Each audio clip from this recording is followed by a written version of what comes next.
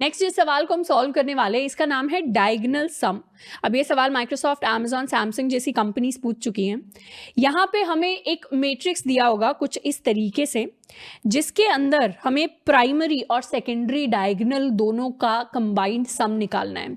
अब एक मैट्रिक्स के अंदर डायगोनल क्या होता है, हमें पता है कि इन वैल्यूज को हम रोज कहते हैं, इन वैल्यूज को हम कॉलम्स कहते हैं।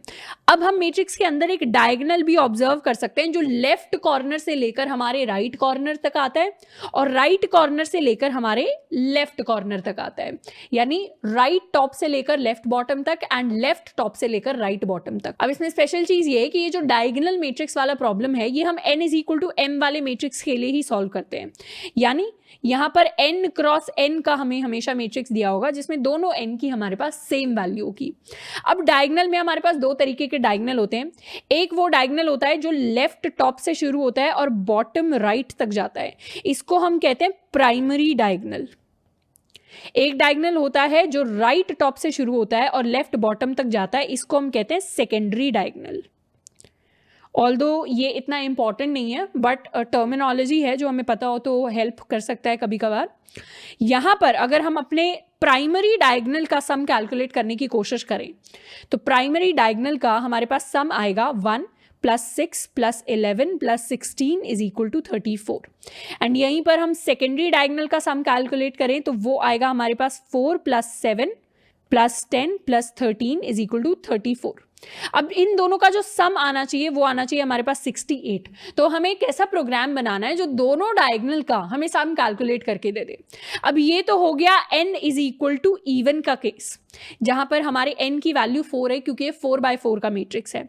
हमारे पास एक ऐसा मैट्रिक्स भी हो सकता है जो 3x3 का हो, जैसे इस मैट्रिक्स के अंदर हमारे पास 3 रोज एंड 3 कॉलम्स है।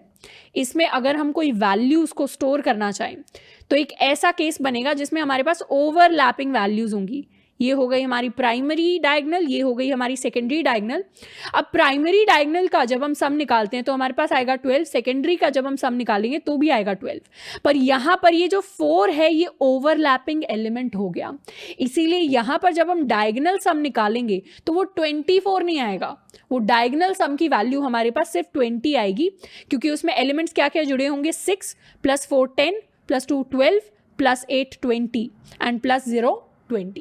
तो यानी फाइनल सम हमारे पास 20 आएगा, इसका और इसका सम नहीं आएगा। तो हम क्या कर सकते हैं, हम प्राइमरी डायगोनल का सम निकाल लेते हैं और फिर सेकेंडरी डायगोनल का वो सम निकाल लेंगे जिसमें प्राइमरी डायगोनल का सम इंक्लूडेड नहीं होगा, यानी ये मिडिल एलिमेंट इंक्लूडेड नहीं होगा। अब इसको निकालने की सबसे ईजी स्ट्रैटेजी ये रहती है, उसके लिए हमें एक प्रॉपर्टी पता होनी चाहिए। प्रॉपर्टी क्या है कि प्राइमरी डायगोनल यानी ये वाला डायगोनल जो लेफ्ट टॉप से बॉटम राइट तक आता है, इसके अंदर हर पॉइंट पर हर सेल में i is equal to j होता है। यानी आप यहां पर भी देख लेंगे तो this is equal to 0,0, this is equal to 1,1, this is equal to 2,2 और ये हमारा 3,3। तो हर एक सेल में हमारा जो रो है वो हमारे कॉलम के इक्वल है, मतलब रो इज इक्वल टू कॉलम। हम सिंपली क्या करेंगे, हम अपने प्राइमरी डायगोनल का सम निकालने के लिए एक लूप लगा लेंगे जिसके अंदर हर पॉइंट पर i is equal to j होगा। तो जैसे ही हमारा i is equal to j हो जाता है वैसे ही सम एक वेरिएबल ले लेंगे, उसके अंदर वैल्यूज को हम ऐड करते चले जाएंगे। तो इस तरीके से प्राइमरी डायगोनल का हम सम निकाल लेंगे। इसके लिए मैं आपको कोड भी लिख के दिखा देती हूँ साथ के साथ। एक फंक्शन बना लेते हैं, पब्लिक स्टैटिक इंट डायगोनल सम। अब डायगोनल सम के अंदर हमारे पास आएगी हमारी मैट्रिक्स 2D एरे। एक वेरिएबल लेते हैं सम, इसको इनिशियलाइज करेंगे 0 के साथ।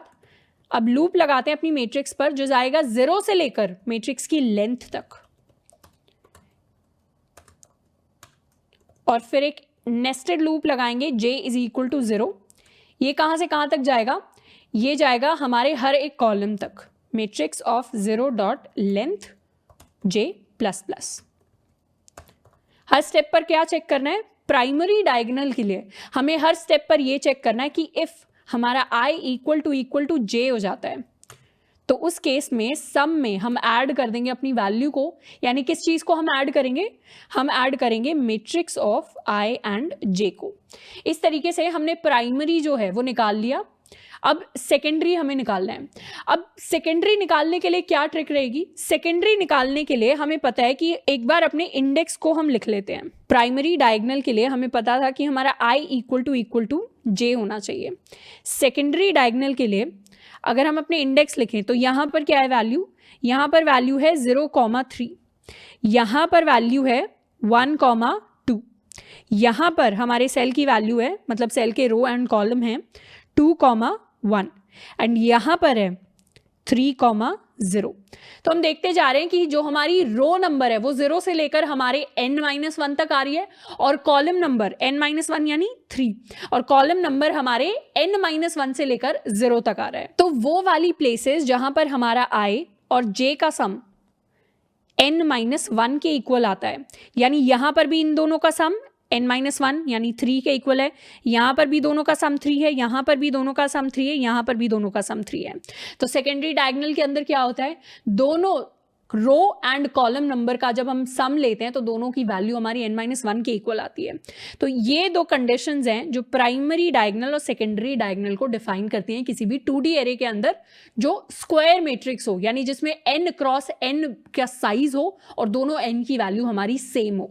अब इसके लिए अगर हमें एक नेस्टेड लूप लिखना हो तो हम सेम लूप के अंदर क्या कर सकते हैं, एक कंडीशन लगा सकते हैं कि अगर हमारे i और j की वैल्यू हमारे n-1 यानी मैट्रिक्स डॉट लेंथ -1 के इक्वल हो जाए, इसको हम एल्स इफ कर देते हैं,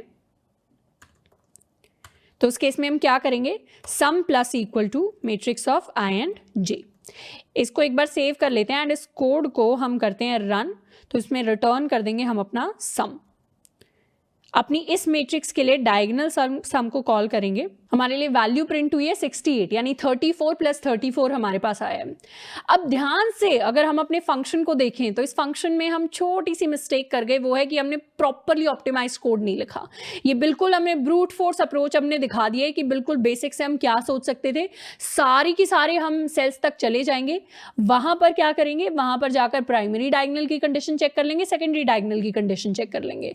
अब ये जो ओवरलैपिंग एलिमेंट था वो तो इसमें कवर हो गया है क्योंकि i is equal to j वाले केस में एक ही बार ऐड हो रहा है सम, तो वो हमारे पास इशू नहीं आया।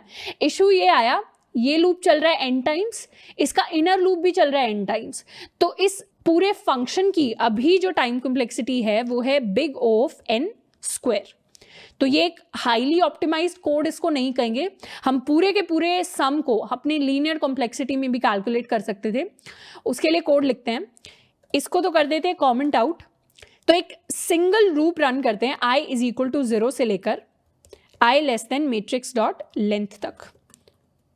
इसमें क्या करेंगे, सबसे पहले तो प्राइमरी डायगोनल की कंडीशन लिखेंगे। प्राइमरी डायगोनल की कंडीशन ये कहती है कि sum plus equal to matrix of i and i। तो जैसे जैसे i की वैल्यू 0 से बढ़कर मैट्रिक्स डॉट लेंथ -1 तक जाएगी वैसे वैसे हम सम के अंदर प्राइमरी डायगोनल वाली वैल्यूज को ऐड कर लेंगे। इसके अलावा हमें क्या करना है, इसके अलावा कैलकुलेट करना है सेकेंडरी डायगोनल का सम। तो सेकेंडरी डायगोनल का सम क्या होता था, अगर i plus j is equal to n-1 है, इसको मैं लिख के भी बता देती हूँ, अगर हमारे i प्लस j की वैल्यू n-1 के इक्वल है विच इज दिस कंडीशन, तो हमारी j की वैल्यू क्या होगी, j की वैल्यू होगी n-1 माइनस i। तो अगर हमारे पास सिर्फ i और सिर्फ n की वैल्यू है तो हम ऑटोमेटिकली j भी निकाल सकते हैं, और i और j अगर हमारे पास आ गया तो हमारे पास क्या आ जाएगा, matrix of i comma j। तो सिंपल बहुत बेसिक बच्चों वाला मैथ लगाना है, थर्ड क्लास वाला। क्या करना है हमें करना है sum plus equal to matrix of i हमें गिवन है, j कैसे निकाला, j निकाला n माइनस यानी matrix dot length minus i minus 1। अब इसमें जो ओवरलैपिंग कंडीशन है वो कवर नहीं हुई, यानी जो हमारा अगर ऑड n होगा तो मिडिल वाला एलिमेंट 2 बार ऐड हो जाएगा, एक बार इस कंडीशन से ऐड होगा, एक बार इस कंडीशन से ऐड होगा। तो यहां पे हम एक और छोटी सी कंडीशन डाल देते हैं, इफ हमारा i is not equal to matrix dot length -1 minus i। तो ये वो कंडीशन हो गई जिसमें हमारा आई जे के इक्वल नहीं है, तभी हम सेकेंडरी डायगोनल को कैलकुलेट करेंगे, नहीं तो ऑलरेडी उस एलिमेंट की वैल्यू प्राइमरी डायगोनल में ऐड हो चुकी है। तो हमने लीनियर यानी सिंगल लूप के साथ कोड लिखा है, इसको सेव करते हैं, रन करते हैं। इस बार भी सेम आउटपुट आया हमारे पास 68।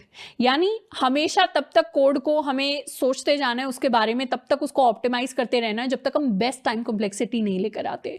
तो यहाँ पे हमने बेस्ट टाइम कॉम्प्लेक्सिटी ले आई है which is big of n, ये n स्क्वायर की जगह क्वाड्रेटिक से लेकर लीनियर टाइम में कन्वर्ट हो गया है।